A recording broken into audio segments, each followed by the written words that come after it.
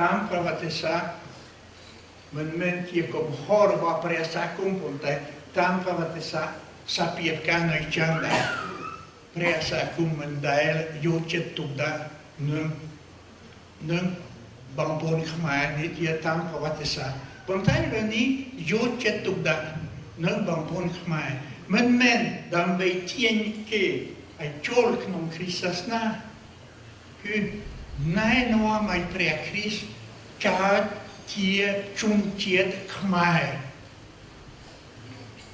ព្រះយេស៊ូវត្រូវកើតជាជនជាតិខ្មែរដោយសារបងប្អូនខ្មែរផ្ញើជីវិតលើព្រះគ្រីស្ទនេះជាមុខងាររបស់បងប្អូនទាំងអស់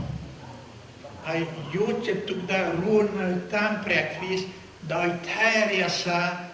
អរិយធម៌ខ្មែរសូមព្រះយេស៊ូវនិងព្រះវិញ្ញាណណែនាំបងប្អូនឲ្យបំពេញសេចក្តីនេះដូច្នេះឥឡូវនេះ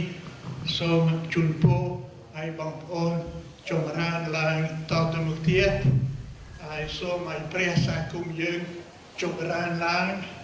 សូមឲ្យការពារអរិយធម៌ខ្មែរជាដារ